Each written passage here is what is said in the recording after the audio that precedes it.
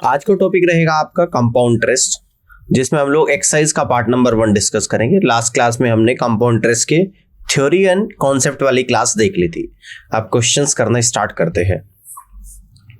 Problem first को यहाँ पे समझते हैं कि if the amount is 2.25 times of the sum after 2 years at compound interest compounded annually the rate of interest per annum.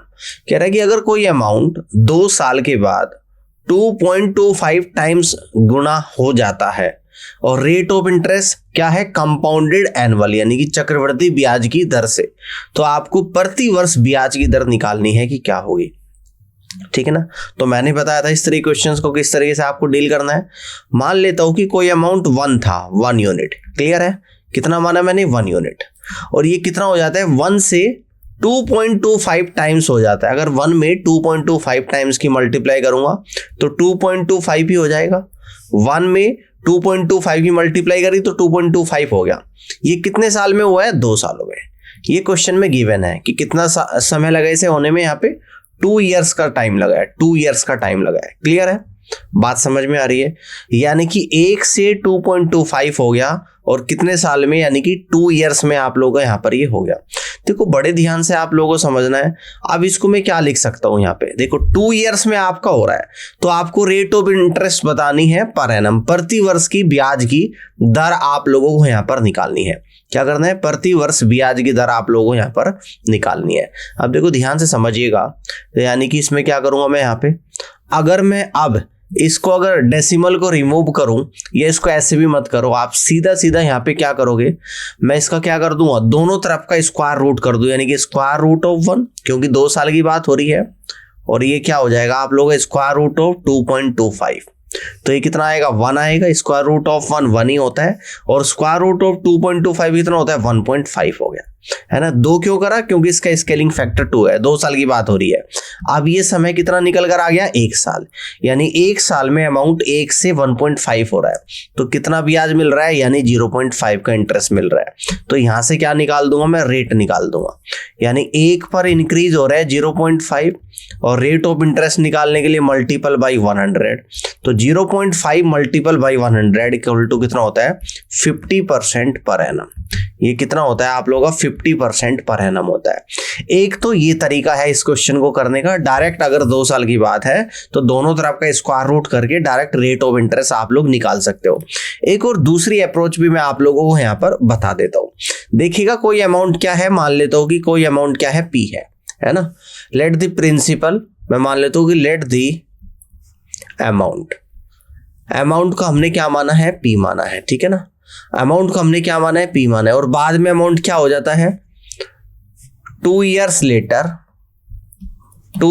later amount will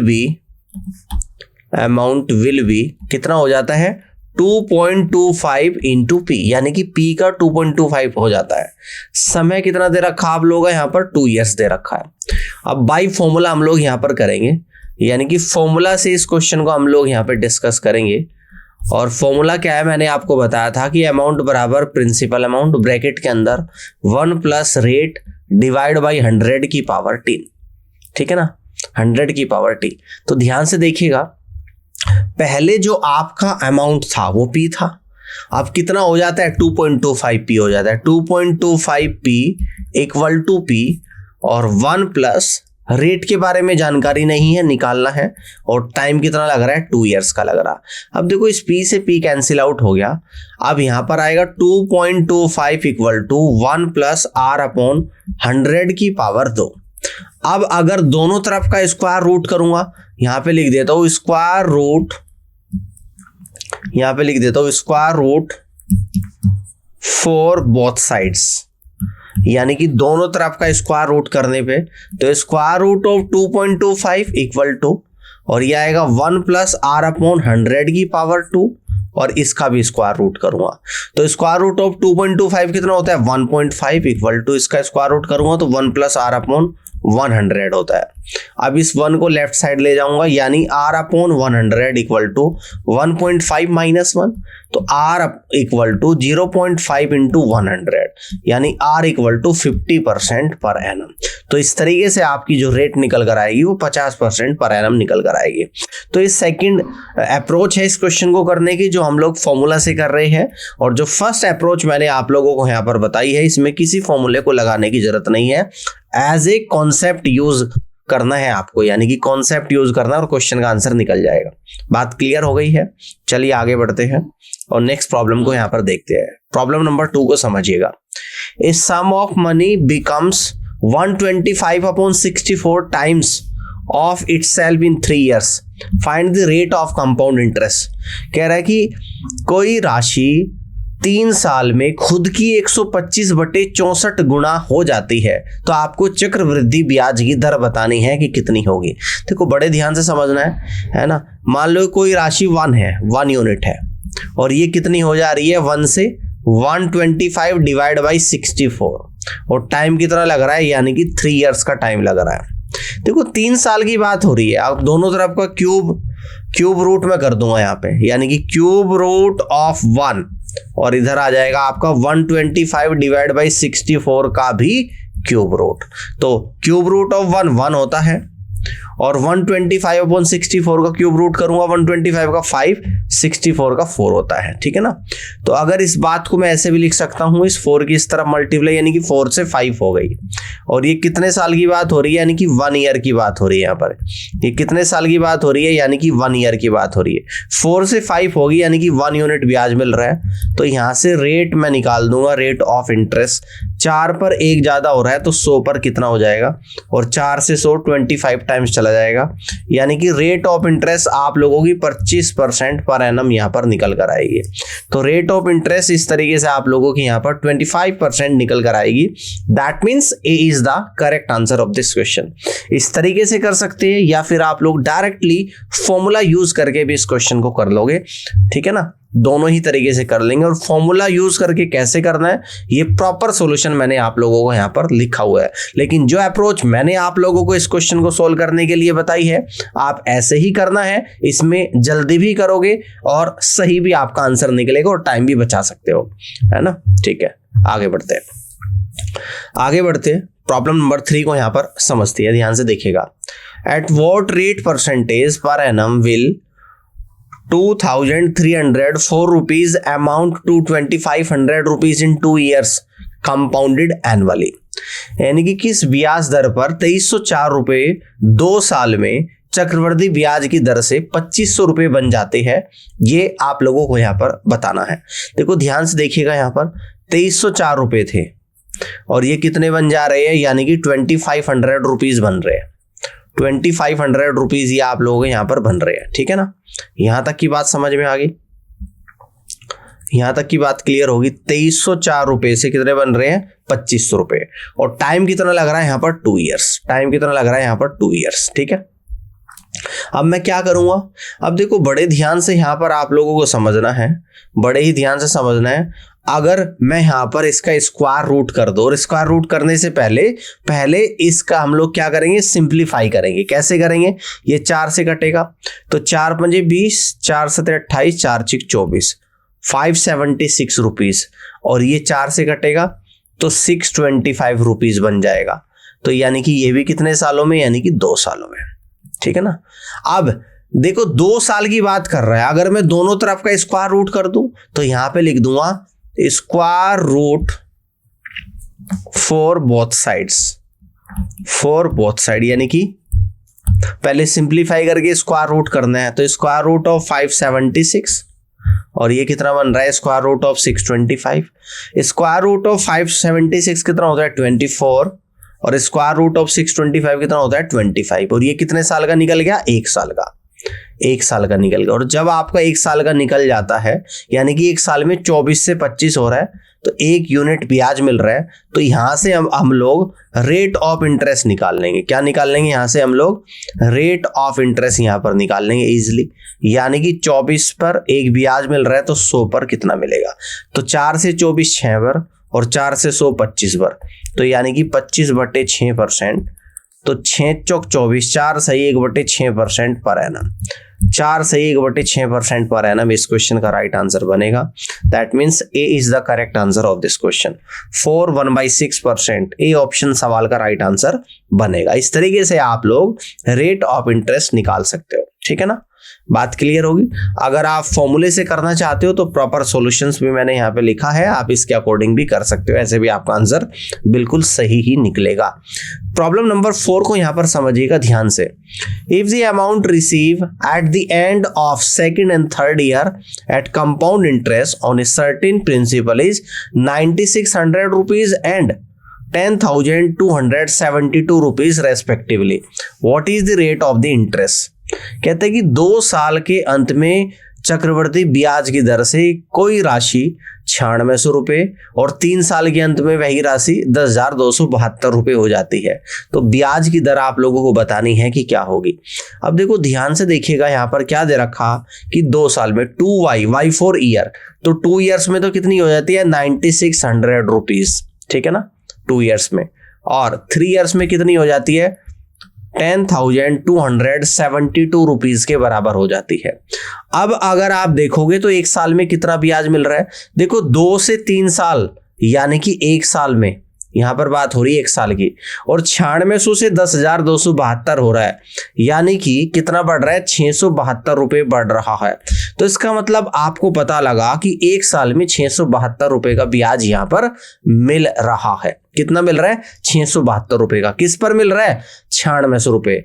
अगर 1 साल में 672 रुपये का ब्याज मिल रहा है तो रेट ऑफ इंटरेस्ट यहां पर इजीली निकाल सकते हो आप लोग। तो रेट निकाल दूंगा यहां पर, यानी कि इस 9600 रुपये पर कितने का ब्याज मिल रहा है 672 का, तो 100 पर कितना मिलेगा मल्टीपल बाई 100, 2 जीरो से 2 जीरो कट जाएगा, 16 छिकम 96, अब 16 चौका 64 और 16 दूनी 32 और 6 से 42 7 पर कटेगा, यानी आप लोगों का 7% पर एनम निकल कर आएगा। तो आपका जो रेट ऑफ इंटरेस्ट यहां पर निकल कर आएगा वो आएगा 7% per annum. That means A is the correct answer of this question. Clear. तो इस तरीके से इस क्वेश्चन को आप लोग कर सकते हैं भाई। अगर बेसिक अप्रोच आप लोगों को अपनानी है, फॉर्मूला से करना है, तो आप लोगों के सामने फॉर्मूला वाली अप्रोच भी लिखी हुई है। अब आगे बढ़ते हैं और नेक्स्ट प्रॉब्लम को यहां पर समझते हैं, यानी कि प्रॉब्लम नंबर 5 को ध्यान से देखिएगा। देखिएगा क्या बोल रहे हैं। A certain sum amounts to 2,80,900 rupees in 2 years at 6% per annum. Interest compounded annually.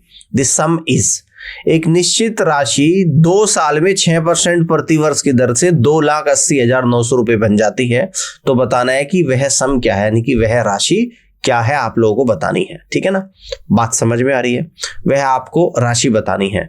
अब देखो अमाउंट आप लोगों को क्या दे रखा है, ध्यान से समझिएगा। आपको जो अमाउंट दे रखा वो दे रखा आपको 2,80,900 रुपये। ठीक है ना। समय आप लोगों को क्या दे रखा 2 ईयर्स दे रखा है। समय आपको 2 ईयर्स दे रखा और रेट आप लोगों को दे रखी है 6% पर एनम। ठीक है ना। तो अब आप लोगों को प्रिंसिपल अमाउंट बताना है। यहाँ पर प्रिंसिपल आप लोगों को निकालना है। अब देखो कंपाउंड इंटरेस्ट की बात हो रही है, ये आप सभी को पता ही है। तो पहले साल की रेट 6% है, तो अगले साल की भी 6% होगी। तो यहां पर मैं 2 साल की इफेक्टिव रेट निकाल लेता हूं। क्या करूंगा 2 साल की इफेक्टिव रेट निकाल दूंगा। और इफेक्टिव रेट निकालने के क्या करेंगे आप लोग, सक्सेसिव का फॉर्मूला यूज करेंगे। 6 + 6 + 6 × 6/100%। तो इफेक्टिव रेट कितनी आई 6 6 12 और 36/100 कितना होता है 0.36, यानी कि 12.36% आप लोगों की रेट निकल कर आ गई इफेक्टिव रेट। क्लियर है। इफेक्टिव रेट आप लोगों की 12.36% निकल कर आ गई। ठीक है ना। अगर प्रिंसिपल अमाउंट आपका 100% है, जिस पर 1 साल में 12.36% ब्याज मिल रहा है, कंप्लीट इंटरेस्ट रेट निकाल दी, इस पर टोटल आपको 12.36% ब्याज मिल रहा है, तो ये कितना बन जा रहा है 112.36% बन जा रहा है। अब इस 112.36% की जो वैल्यू है वो आपको दे रखी 2,80,900 रुपए के बराबर। आपको क्या निकालना है 100% की वैल्यू को निकालना है। अब देखो 112.36% इक्वल टू 2,80,900, तो 100% की वैल्यू कितनी हो गई, तो 2,80,900 और डिवाइडेड बाई 112.36 और मल्टीपल बाई 100। अब इसको हम लोग यहाँ पर सोल्व करेंगे। अब इस डेसिमल को हटाऊंगा और यहाँ पर 100 से मैं मल्टीप्लाई कर दूंगा। बात समझना ध्यान से। अब देखो बड़े ही ध्यान से आप लोगों को समझना है। अब इसको हम लोग यहाँ पर कैंसिल आउट करना स्टार्ट करेंगे। इसको 4 से अगर कटूं तो 4 दूनी 8, 4 8 32 और 4 9 36 और 4 से कितनी बार कटेगा? 25 बार कटेगा। अब 2809 से कितनी बार कट रहा है आप लोगों का? 100 टाइम्स कट रहा है। अब 25 गुणा 100 तो आप लोगों का कितना निकल कर आएगा? 25 और 4 0 1 2 3 4, तो ये कितना होता है? यानी कि 2.5 लाख रुपए। तो इसका मतलब आपका जो राशि रही होगी वो कितनी रही होगी? 2.5 लाख रुपए रही होगी। और इस तरीके से आप लोग इस क्वेश्चन को कर लोगे और C is the correct answer of this question, है ना। समझ में आ गई बात? इस तरीके से आप लोग कर सकते हो। अगर आपको फॉर्मूले से क्वेश्चन करना है तो इसका सॉल्यूशन भी आप लोगों के सामने लिखा है। फॉर्मूले में भी वैल्यू को पुट करके आप लोग अपने आंसर को निकाल सकते हो। अब हम लोग आगे बढ़ेंगे और नेक्स्ट प्रॉब्लम को यहां पर समझेंगे, यानी प्रॉब्लम नंबर 6 को देखते हैं। A sum of money invested at compound interest triples itself in 6 years. चक्रवृद्धि ब्याज की दर पर कोई राशि 6 साल में खुद की 3 गुना हो जाती है। In how many years will it becomes 81 times itself at the same rate of compound interest. तो यह राशि कितने साल में खुद की 81 गुना हो जाएगी अगर ब्याज की दर पहले के बराबर है। अब मैंने मान लिया कि जिस राशि की बात हो रही है उसको मैंने 1 यूनिट मान लिया। मान लो कोई राशि 1 यूनिट है और ये कितनी हो जाती है? 3 टाइम्स हो जाती है। ट्रिपल सी यानी कि 3 टाइम्स। और कितने समय में? यानी 6 ईयर्स में। ये 6 ईयर्स में 3 टाइम्स हो जाती है। अब कहता है कि 81 टाइम्स होने में से कितना समय लगेगा, यानी कि 1 से अब इसको कितना करना है? 81। और 81 का मतलब कितना होता है? 3 की पावर 4 होता है कि नहीं है? 3 की पावर 4 होता है। और 3 की पावर 4 का मतलब क्या है? देखो, यानी कि 3 इंटू 3 इंटू 3 इंटू 3। अब आप लोगों को यह पता है कि 1 से 3 गुणा होने में कितना समय लग रहा है? 6 साल। फिर अगले 3 गुणा होने में 6 साल लगेगा, फिर अगले 3 गुणा होने में 6 साल, फिर अगले 3 गुणा होने में 6 साल। तो 6 6 6 कितनी बार लग रहा है? 4 बार लग रहा है। तो डायरेक्ट यहाँ पे 6 6 6 4 बार जुड़ेगा तो कितना निकल कर आएगा? 24 ईयर्स। तो इस क्वेश्चन को हम लोग कैसे करते हैं? यहाँ पर भी पावर कितनी है? 4। तो डायरेक्ट इसके टाइम में मल्टीप्लाई कर दो, 6 गुणा 4 यानी 24 ईयर्स। अब समझ में आ गया? यानी कि 1 से 3 गुणा होने में 6 साल लग रहे हैं। तो 1 से 81 गुणा यानी कि 3 की पावर 4, है ना। तो जो इसकी पावर बन रही, क्योंकि दोनों का बेस बराबर है और इसकी पावर की पहले वाले टाइम में मल्टीप्लाई कर देनी, तो डायरेक्ट आपका समय निकल कर आ जाएगा। तो इस तरीके से ये सिर्फ समझाने के लिए मैं आप लोगों को यहां पर बता रहा था। तो इस तरीके से टोटल जो टाइम लगेगा वो 24 ईयर्स का समय लगेगा। That means A is the correct answer of this question. A option सवाल का बिल्कुल और सही आंसर यहां पर बनेगा। बात समझ में आ गई? इस तरीके से क्वेश्चन को आप लोग यहां पर कर सकते हो। बात क्लियर है? आगे की तरफ बढ़ते हैं। चलिए आगे बढ़ते हैं। प्रॉब्लम नंबर 7 को यहां पे समझते हैं। A sum amounts to 8028 rupees in 3 years and ₹12,042 rupees in 6 years at a certain rate percentage per annum when the interest is compounded yearly, find the sum। कोई राशि 3 साल में 8,028 रुपए और 6 साल में 12,042 रुपए एक निश्चित ब्याज की दर पर हो जाती है। और ब्याज क्या है आपको? चक्रवृद्धि ब्याज की दर से। तो आप लोगों को बताना है कि वह राशि क्या होगी। देखो यहां पर क्या बोल रहे हैं कि 3 साल में कितनी बन जाती है? 3 ईयर्स में। तो 3 ईयर्स में बोल रहे हैं 8,028 रुपए बन जा रही है। और 6 ईयर्स में कितनी बन जा रही है? तो 6 ईयर्स में यहां पर कितनी बन जा रही है? 12,042 रुपए बन जा रही है। ठीक है ना। तो यहां पर जो गैप है वो दिख रहा है आप लोगों को 3 साल का गैप है। अगर मैं 3 साल पहले का गैप देखूं यहां पर, तो आपका क्या निकल कर आएगा? प्रिंसिपल अमाउंट निकल कर आएगा। और यही प्रिंसिपल अमाउंट आपको निकालना है। अब देखूंगा 3 साल में कितना बढ़ जा रहा है, तो 3 साल में ये 8,028 से, ठीक है ना, 8,028 से कितनी हो रही है?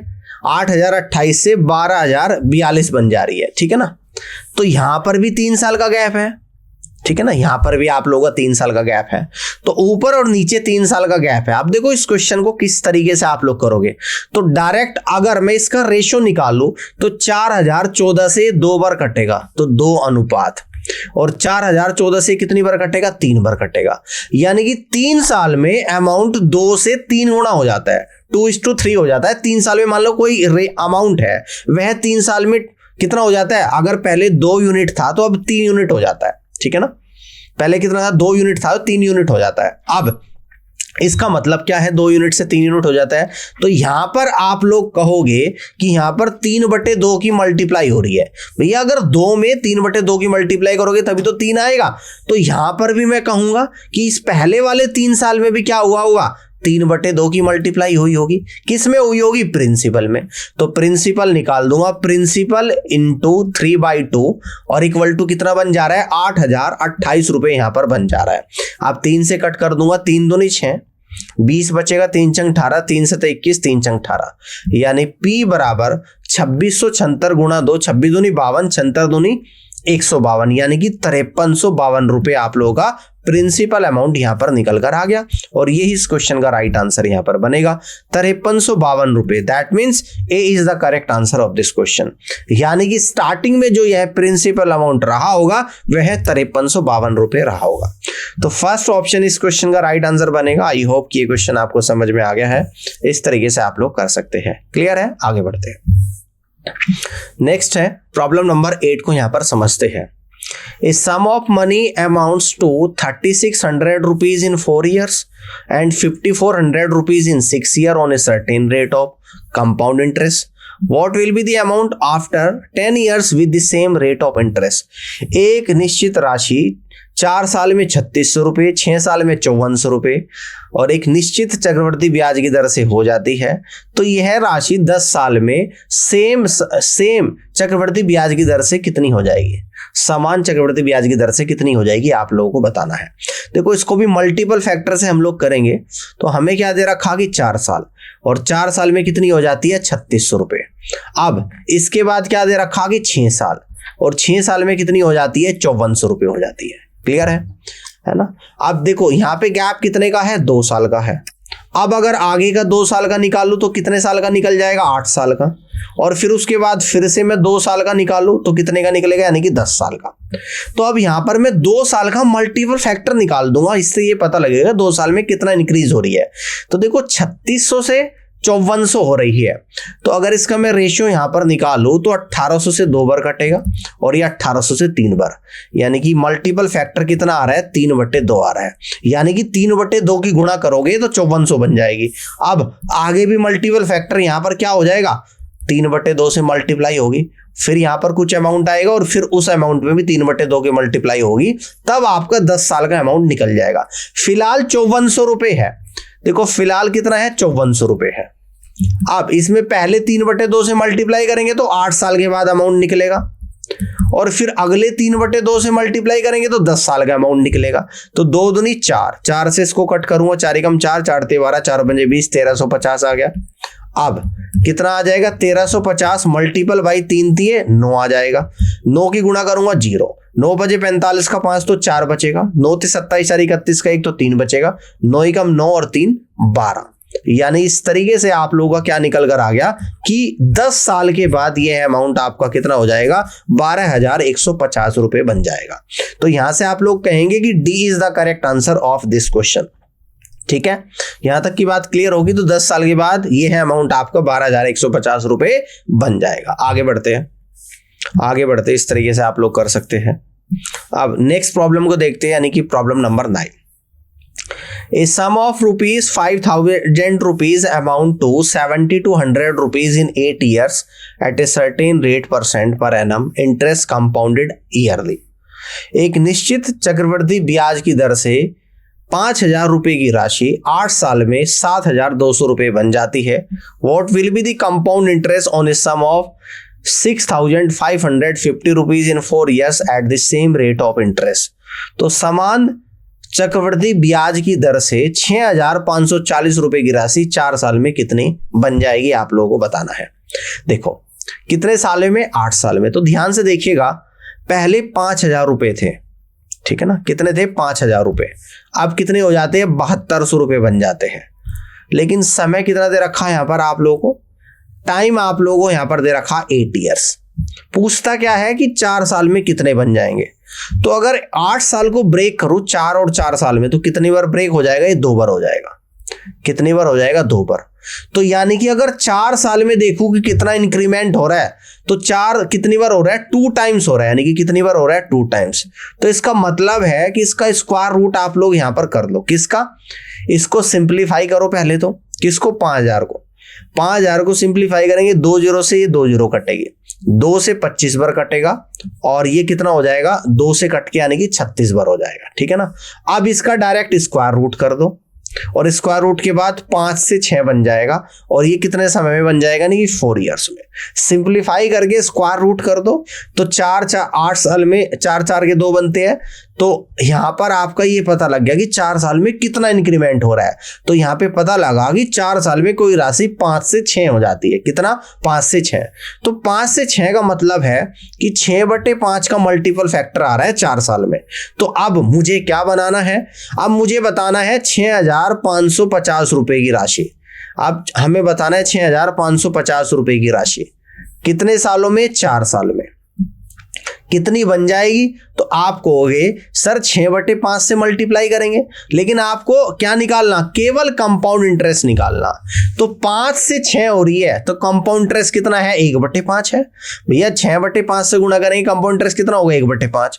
तो देखो कंपाउंड इंटरेस्ट निकलेगा 1/5, यानी डायरेक्ट कंपाउंड इंटरेस्ट यहां पर निकालेंगे 6550 का 1/5 भाग, तो निकलेगा 5 एकम 5, 5 3 15, यानी कि 1310 रुपए कंपाउंड इंटरेस्ट निकलेगा। ठीक है ना। तो यहां पर आपको कंपाउंड इंटरेस्ट निकालना था, ये नहीं बताना था कि अमाउंट कितना बनेगा। नहीं, आपको बताना है इस पे 4 साल के बाद कितना ब्याज मिलेगा। तो ब्याज कितना मिल रहा है भाई? यहां पर भैया 5 से 6 हो रहा है, तो 6/5 का मल्टीपल फैक्टर है। लेकिन अगर मैं ब्याज की बात करूं, यानी कंपाउंड इंटरेस्ट की, तो 5 पर 1 मिल रहा है। भाई 5 पर 1 मिल रहा है, तभी तो 6 हो रहा है। 1/5 मिल रहा है। किसका? 5 का। अब 6550 का 1/5 भाग 1310 रुपए, यानी कि ब्याज के रूप में आपको 1310 रुपए प्राप्त हो रहे हैं। तो इस तरीके से काफी इजी वे में आप लोग इस क्वेश्चन को कर सकते हैं। आगे की तरफ बढ़ते हैं, प्रॉब्लम नंबर 10 को यहां पे समझते हैं। 60,000 rupees invested at a certain rate for a certain even number of years, compounded annually, grow to 63,654 rupees. To how much amount would it grow if it is invested on compound interest at the same rate for half the period? 60,000 रुपए की राशि को अगर एक निश्चित चक्रवृद्धि ब्याज की दर पर सम वर्षों के लिए इन्वेस्ट किया जाता है, तो वह राशि 63,654 रुपए बन जाती है। ठीक है ना। तो उसी चक्रवृद्धि ब्याज की दर पर अगर समय को आधा कर दिया जाए, तो वह अमाउंट कितना बनेगा, यह आप लोगों को बताना है। तो बड़े ध्यान से आप लोगों को समझना है, इवन नंबर ऑफ ईयर। ठीक है ना। यानी 60,000 रुपए को अमाउंट है, और ये कितना बन रहा है? ये बनता है आप लोगों का 63,654 रुपए। इवन नंबर ऑफ ईयर है, रेट ऑफ इंटरेस्ट बराबर है, दोनों केस में रेट ऑफ इंटरेस्ट बराबर है। तो इवन नंबर ऑफ ईयर की बात यहां पर कर रहा है, तो इवन नंबर ऑफ ईयर यहां पे मैं 2 स्केलिंग फैक्टर ले लेता हूं, 2 ईयर्स, स्केलिंग फैक्टर 2 ईयर्स। अब स्केलिंग फैक्टर में यहां पर जब 2 ईयर्स लूंगा, ठीक है ना, और अब कह रहा है कि टाइम उसका आधा करूंगा, तो यानी कि पहले मान लो स्केलिंग फैक्टर 2 है, जब उसका आधा करूंगा तो 1 होगा, और 1 करने के लिए क्या करते हैं?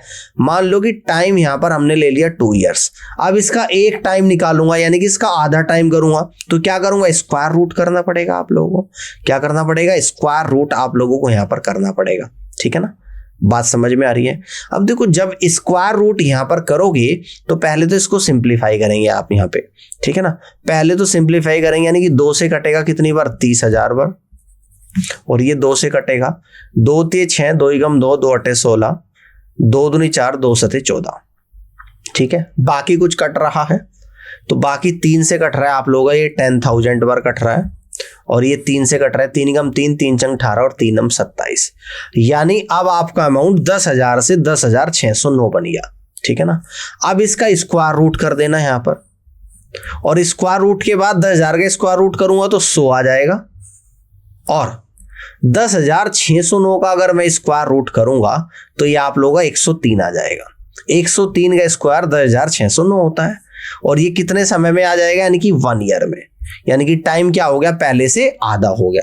अब 100 से 103 हो रहा है 1 साल में।